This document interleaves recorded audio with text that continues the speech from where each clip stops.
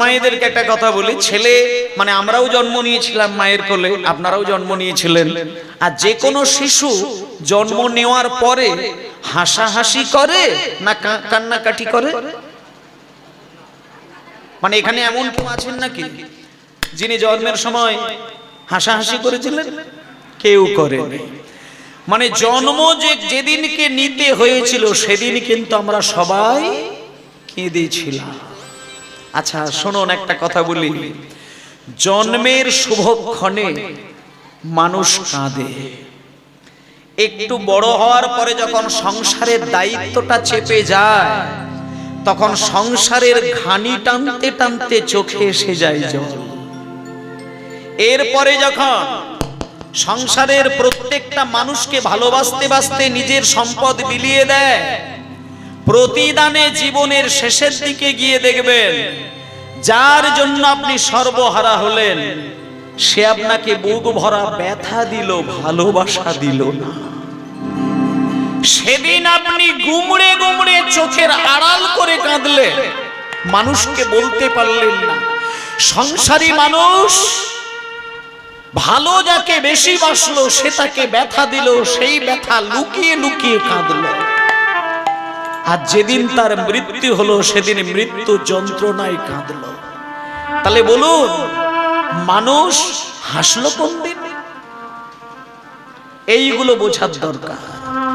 মানুষ জন্মের দিনে কাঁদে, মানুষ সংসার চালাতে গিয়ে কাঁদে, ভালোবেসে আপন করলে তার বিনিময়ে কাঁদে, আর মৃত্যু যন্ত্রণা সহ্য করতে না পেরে মানুষ কাঁদে। তাহলে মানুষ প্রাণ ভরে হাসবে কবে? এটাই মানুষের জীবন। জন্মের দিনে ভগবান তাকে কাঁদিয়ে কাঁদিয়ে কাঁদিয়ে কাঁদিয়ে এইটা শিক্ষা দিলেন যে ওরে মানুষ, তুই মানুষ কুলে জন্ম নিলি। এ জগতে মানুষ বাদে যত প্রাণীকুল আছে তারা জন্মের দিনে কিন্তু কেউ কাঁদেনি, শুধু মানুষ কাঁদে। তাই জগতের মানুষকে ভগবান একটা তত্ত্ব শিক্ষা দিলেন, তুমি মানুষ কুলে যখন জন্ম নিয়েছ, আজকে প্রথম দিন তোমার জন্মের শুভক্ষণ, আজকে তুমি যত পারো কেঁদে নাও।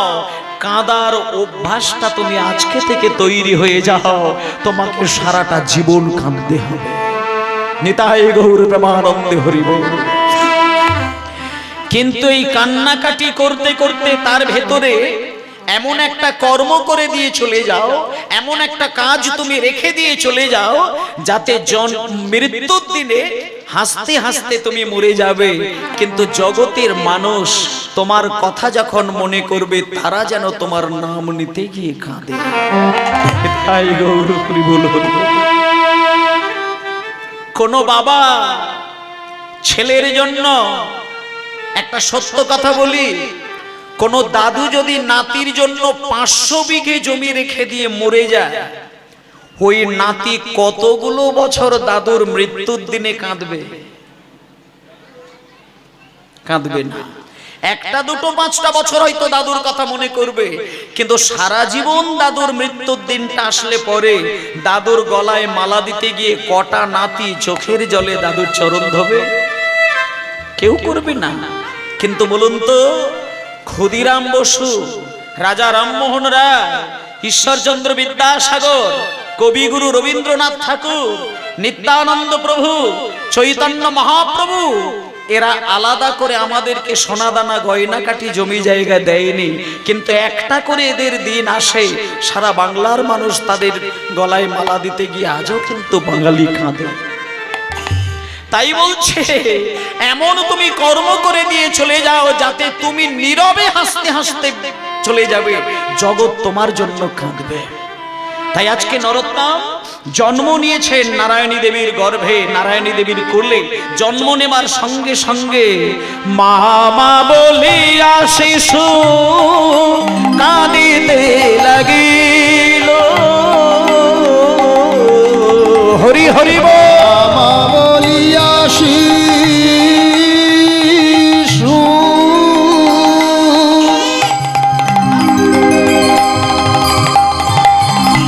কাঁদিতে লাগিল। মা মা বলিয়া শিশু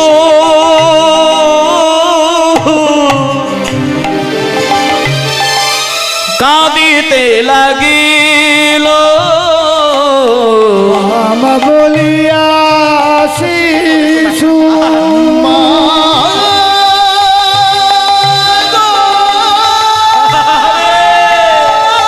হরি বল হরি বল।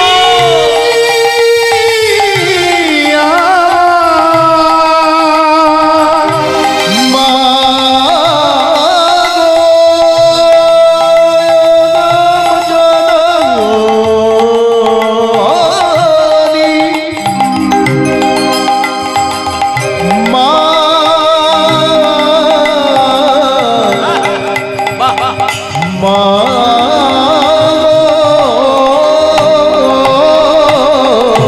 মামা বলিয়া শিশু কাঁদিতে লাগিল কৃষ্ণ কৃষ্ণানন্দ আসি তথায় কোলে তুলে নিল। কৃষ্ণানন্দ আসি তথা কোলে তুলে নিল। কৃষ্ণানন্দ আসি সেটা কোলে তুলে নিল। হোমা, যে কোনো ছেলেই কাঁদে, আমিও কেঁদেছি, আপনারাও কেঁদেছেন। আজকালকার দিনে ছেলেরা জন্ম নিয়ে যখন কাঁদে, কটা মা আর কটা বাবা ছেলের কান্নাটা কৃষ্ণ নামের দ্বারা ভোলাতে চাই বলুন তো? যদি কোনো মা, যদি কোনো বাবা জন্মের সময় কান্নাটা নামের দ্বারা ভুলিয়ে দিতে পারেন, আমি বলবো ওই ছেলে একদিন কৃষ্ণ ভক্ত হবেই হবে। আপনারা তো নবদ্বীপ ধামে অবশ্যই গিয়েছেন, কিন্তু শুনুন মা, হোমা, ভালো গেম খেলতে পারবে, ভালো ব্যাট করতে পারবে, বোলিং করতে পারবে, কিন্তু তালে তালে খোল বাজিয়ে হরিনাম করে কাঁদতে পারবে এরকম 5-6 বছরের ছেলে কটা বাড়িতে রয়েছে? কটা বাড়িতে দেখাতে পারবে? আমি নিজে স্বয়ং নবদ্বীপ ধামে গিয়ে দেখে এসেছিলাম, বিদেশ থেকে কিছু মানুষ যারা নদিয়ার মাটিতে এসে গড়াগড়ি দেয়, আর তাদের নিজেদের জন্ম দেওয়া ছোট্ট ছোট্ট ছেলেগুলোকে এমন শিক্ষা তারা দিয়েছে যে বেশি বয়স নয়, আমি নিজে দেখেছি 7 বছর 8 বছর 10 বছর বয়স। এই যে আমার দুদিকে খোল বাজছে না, এরকম ছোট্ট ছোট্ট শ্রীখোল ছেলেগুলোর হাতে ধরিয়ে দিয়েছে। আর ওই বাচ্চা ছেলেগুলো খোলগুলোকে কাঁধের ওপরে ঝুলিয়ে দুহাত তীরে তারা বাজাচ্ছে আর গৌরাঙ্গের গান গাইছে। এটাই কথা নয়, আমি দেখে অবাক হয়ে গেলাম। ওই বাচ্চা ছেলেগুলো খোল বাজিয়ে গান গাইছে আর তাদের চোখগুলো ছলছল করছে, কান্নাকাটি করছে। এই ভাগ্য কজনের হতে পারে? যদি কোনো মায়ের ছেলেটা 5 বছর 4 বছর 3 বছর বয়সে কৃষ্ণ বলতে গিয়ে তার চোখ থেকে এক ফোঁটা জল গড়িয়ে যায়, জানতে হবে ওই মা কোটি কোটি জন্ম তপস্যা করেছেন বলে ওই ছেলেটার মা হতে পেরেছেন। একজন কৃষ্ণ ভক্ত সন্তান যদি কোনো বংশে এসে ধরা দেয়, সেই বংশের বিগত 14 পুরুষ তারা যদি একটা পাপের পাহাড়ও তৈরি করে দিয়ে যায়, একটা কৃষ্ণ ভক্ত সন্তানের এত ক্ষমতা, বিগত 14 পুরুষের সঞ্চিত পাপের পাহাড় ধুয়ে মুছে পরিষ্কার হয়ে সকলের আত্মশুদ্ধ হয়ে একদিন গোবিন্দ চরণে অনায়াসে নিবেদিত হয়ে যায়। এটাই গৌর হরি বল হরি বল। দেখতে দেখতে সেই ছোট্ট ছেলে যার নাম নরোত্তম, তার বয়স হয়ে গেল 5 বছর। মায়েরা এবার দেখো, 5 বছরের ছেলে নরোত্তম, নরোত্তমের বাবার নাম হচ্ছে কৃষ্ণানন্দ দত্ত আর মায়ের নাম হচ্ছে নারায়ণী দেবী। এবার মা বাবা দুজনে একটা সংকল্প করে নিয়েছেন যে ছেলেকে মানুষ করতে গেলে আমার যদি রাজ ঐশ্বর্য বিকেও যায় যাক, কিন্তু ছেলেকে আমি ডাক্তার মাস্টার উকিল ব্যারিস্টার ইঞ্জিনিয়ার তৈরি করব না। আমি ছেলেকে শাস্ত্রে মহাপণ্ডিত তৈরি করব। এটা হলো রাজশাহী জেলা, এটা হলো খেতুরি গ্রাম। এই রাজশাহী জেলার মধ্যে সর্বশ্রেষ্ঠ জ্ঞানী মহাপণ্ডিত আমি জানি, তার নাম হলো কৃষ্ণদাস পণ্ডিত। বাবা ভালো করে মায়েরা কথাগুলো একটু মুখস্থ করে নেবেন। নরোত্তমের বাবার নাম হচ্ছে কৃষ্ণানন্দ দত্ত, আর নরোত্তম যে মাস্টার মশাইয়ের কাছে বিদ্যা অর্জন করতে যাচ্ছেন তার নাম হলো কৃষ্ণদাস পণ্ডিত। কেমন? এবার বাবা 5 বছরের ছেলেকে কোলে করে নিয়ে গিয়ে গুরুদেবের কাছে, মানে মাস্টার মশাইয়ের কাছে রেখে দিয়ে যা কিছু বলার বলে দিয়ে চলে আসলেন। এবার মাস্টার মশাই বাবা চলে যাওয়ার পরে ছেলেকে সামনে বসে রেখে জিজ্ঞেস করছে, খোকা কি নাম তোমার? আমার নাম নরোত্তম। ও তা বলি তোমার বাবার নাম কি? আমার বাবার নাম হচ্ছে কৃষ্ণানন্দ দত্ত। ও তা তোমার বাবা কি করে? আমার বাবা তো একজন রাজা মশাই। মানে আমি তো রাজার ছেলে। ও তুমি রাজার ছেলে, আচ্ছা আচ্ছা আচ্ছা বেশ। তবে একটা কথা বলি বাবা, রাজার ছেলে বলে তুমি যেন ওই মনে মনে একটা অহংকার তৈরি করো না যে বাবার পয়সা আছে বলে আমি হয়তো মাস্টার হয়ে তোমাকে আলাদা করে ভালোবাসবো, আর যারা ভিখারির ছেলে তাদেরকে আমি শাসন করব। এটা আমার সংবিধানে নেই। আমি এমন এক ধরনের মাস্টার, আমি ভিখারির ছেলেকে যেমন পরীক্ষা করে লেখাপড়া শেখাই, তেমন রাজার ছেলেকেও সেই পরীক্ষা করে লেখাপড়া শেখাই। তা নরোত্তম, তুমি যেহেতু রাজার ছেলে, বয়স তোমার 5, তুমি অ আ ক খ নিশ্চয়ই শিখেছ। তা আমার কাছে যদি তোমাকে লেখাপড়াটা শিখতেই হয়, তাহলে তুমি একটুখানি দাঁড়িয়ে ক খ গ ঘ উঙ চ ছ বর্গীয় জ ঝ ইঙ এই কটি বর্ণ দিয়ে একটা কবিতা শোনাতে পারবে? নরোত্তমকে যেই বলেছে ক দিয়ে কবিতা, খ দিয়ে কবিতা, নরোত্তম কিছুক্ষণ চিন্তা করে নিয়ে একটুখানি চোখ বন্ধ করে মা বাবাকে স্মরণ করে নিলেন। আর তারপরে সামনেই তো দাঁড়িয়েছিলেন গুরুদেব। দুম করে গুরুদেবের চরণে আছাড় খেয়ে পড়ে গিয়ে গুরুদেবের চরণ ধুলো মাথায় বুলিয়ে নিয়ে শুরু করে দিলেন। কি অদ্ভুত, কি মিষ্টি একটা কবিতা। কয়ে কলি যুগে শ্রীকৃষ্ণ চৈতন্য অবতার, হরি বল। শ্রীকৃষ্ণ চৈতন্য অবতার, কলি যুগে শ্রীকৃষ্ণ চৈতন্য অবতার, শ্রীকৃষ্ণ চৈতন্য অবতার, হয়ে খেলিবার প্রবন্ধে কইলেন খোল করতা, খেলিবার প্রবন্ধে কইলেন খোল করতা, খেলিবার প্রবন্ধে কইলেন খোল করতা, খেলিবার প্রবন্ধে কইলেন খোল করতা। কয়ে গড়াগড়ি জান প্রভু নিজ সংকীর্তনে, গড়াগড়ি জান প্রভু নিজ সংকীর্তনে, গড়াগড়ি জান প্রভু নিজ সংকীর্তনে, কয়ে গড়ে ঘরে হরি নাম দেন সর্বজনে, হরি বল।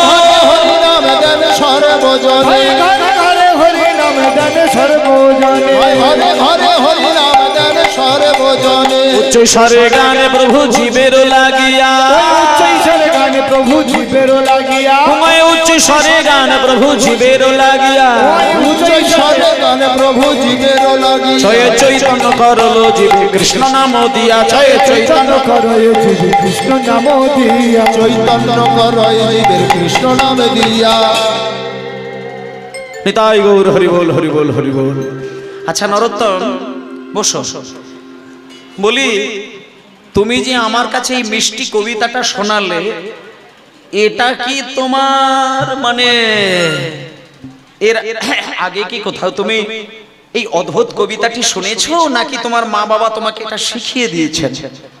তখন নরোত্তম বলছে, বাবা ঠাকুর আপনার আশীর্বাদে আর মা বাবার আশীর্বাদে এই কবিতা কেউ কোনোদিন আমায় শোনায়নি, আমি নিজের হৃদয় থেকে এত সুন্দর কবিতা আপনাকে শুনিয়ে দিলাম।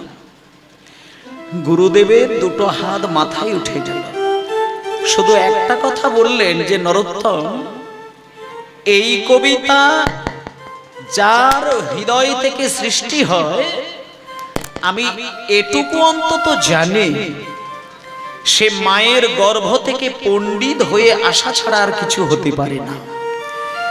5 বছর বয়সে তোমার মুখ থেকে যে কবিতা আমি শুনলাম, এর থেকে আমি পরিষ্কার একটা প্রমাণ পেয়ে গেলাম, তোমাকে আলাদা করে পণ্ডিত হওয়ার জন্য গুরুর কাছে যেতে হবে না। তোমার মায়ের গর্ভে তুমি যতগুলো দিন কাটিয়েছো, ওইখান থেকে তুমি পাণ্ডিত্য অর্জন করে তুমি জন্ম নিয়েছো। কিন্তু বাবা, তবুও কিন্তু একটা কথা আমাকে বলতেই হয়, যেহেতু তোমার বাবা আমার এখানে তোমায় রেখে দিয়ে গেছেন, আমি কথা দিলাম আমার কাছে যা কিছু বিদ্যা আছে আমি চেষ্টা করব তোমাকে উজাড় করে দিয়ে দেওয়া। আচ্ছা মায়েরা, যেদিনকে লেখাপড়া শিখতে গেল ছেলেটা, তার থেকে আর একটা বছর যোগ করে দেন, তাহলে হয়ে গেল 6টা বছর।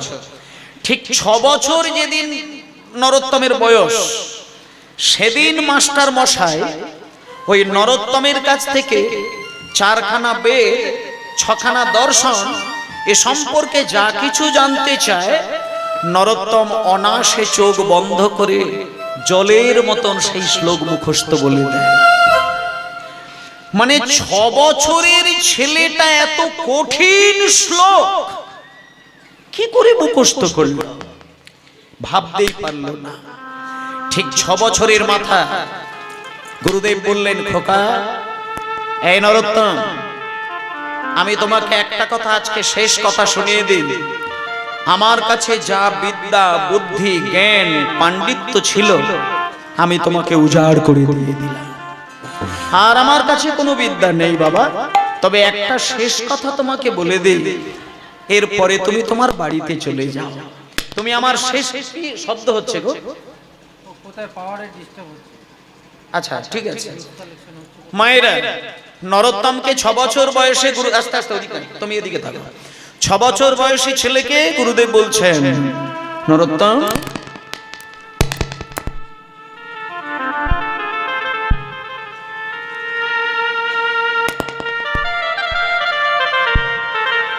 জয় নিতাই। ছেলেটার যখন 6 বছর বয়স, আস্তে মা, গুরুদেব পরিষ্কার করে শুনিয়ে দিলেন, খোকা, আজকে তোমাকে একটা শেষ বিদ্যা দান করে যায়। আমার কাছে যা কিছু ছিল সবই তোমাকে বুঝিয়ে পড়িয়ে দিয়ে দিয়েছি। এইবার তুমি বাড়িতে যাবে, তোমার মা বাবাকে প্রণাম করবে। মা বাবাকে প্রণাম করার পরে তুমি মা বাবার কাছ থেকে একটা আশীর্বাদ নেবে। তার কারণটা বলে দিই, এ জগতে যত বড়ই পণ্ডিত কেউ হোক না কেন, নিতাই সম্পর্কে, গৌর সম্পর্কে কারোর যদি বিন্দুমাত্র কোনো ধারণা না থাকে, তার ওই পাণ্ডিত্য কোনোদিন শুভ কাজে লাগবে না। তাই তোমাকে গৌর সম্পর্কে কিছু জানতে হবে। তাই তুমি একটা কাজ করো, তুমি তোমার সোজা বাড়িতে চলে যাও। বাড়িতে গিয়ে মা বাবার কাছ থেকে অনুমতি নিয়ে তুমি একটু পদ্মা নদীর জলে বরং একটু প্রাণ ভরে স্নান করে নাও। আর পদ্মা নদীর জলে যখন স্নান করবে, আমি তোমাকে একটা গোপন কথা বলে দিই, শুনে নাও। পদ্মা নদীর জলে চৈতন্য মহাপ্রভু স্নান করেছিলেন। নদীর জলে কেউ যদি স্নান করে,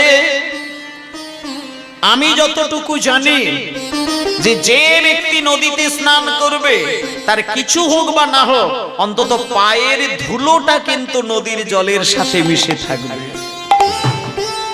তাই তুমি পদ্মা নদীতে স্নান করতে গিয়ে আমার কথাটা মাথায় রেখে তুমি নদীতে ডুব দেওয়ার মাত্র প্রণাম করে নদীকে একটা কথা বলবে, পদ্মা, আস্তে মায়ের আস্তে, অনেকক্ষণ সময় দিচ্ছেন, আমি চাইবো লীলার শেষ পর্যন্ত আপনারা একটু মন দিয়ে কীর্তন শ্রবণ করবেন। যদিও 5টা দিন কীর্তন হবে, ওদিকে প্রসাদ হবে, সবই হবে, কিন্তু এই লীলার অমৃত যদি হৃদয়ে শেষ পর্যন্ত ধরে নিয়ে যেতে পারেন, তাহলে অমৃত আলাদা করে কোথাও গিয়ে পেতে হবে না। কীর্তন শ্রবণের মতন শ্রেষ্ঠ অমৃত আর কিছুই হতে পারে না। এটা হচ্ছে সব থেকে শ্রেষ্ঠ একটা সেবা, যার দ্বারা ভগবানের সেবা হয়ে যায়। আর কীর্তন শ্রবণের মধ্যকালে বা লীলার শেষ হওয়ার আগে এই যে আসন ত্যাগ করে যাওয়া, এগুলোকে একাধারে একটু নাম অপরাধও ধরা যায়। কারণ যেমন পুজোর মন্ত্র শুরু হয়ে গেলে মন্ত্রের মাঝখান থেকে কোনো মানুষ যদি আসন ত্যাগ করে সেটা সেখানেও সেবা অপরাধ হয়ে যায়, তেমন লীলা শ্রবণের মধ্য দিয়ে যদি কেউ আসন ত্যাগ করে যায় সেখানে নাম অপরাধের মধ্যেও কিন্তু তাকে ধরা হয়। তাই আমি বলবো আপনারা ধৈর্য ধরে শেষ পর্যন্ত একটু মন দিয়ে কথাগুলো শুনবেন। আজকে নরোত্তম 6 বছরের ছেলে সোজা বাড়িতে চলে আসলেন। বাড়িতে এসে বাবার চরণ ধরে ভজ রাধা কৃষ্ণ গোপাল কৃষ্ণ কৃষ্ণ কৃষ্ণ বল মুখে মনরে ভজ রাধা কৃষ্ণ গোপাল কৃষ্ণ কৃষ্ণ কৃষ্ণ বলো মুখে মনরে রাধা কৃষ্ণ গোপাল।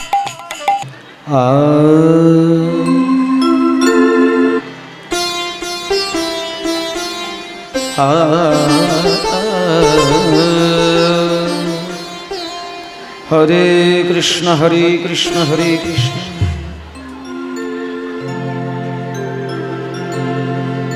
বেশ, সবাই বলুন শ্রী গুরু নিতাই গৌর প্রেমানন্দে হরি বল হরি বল হরি বল হরি বল।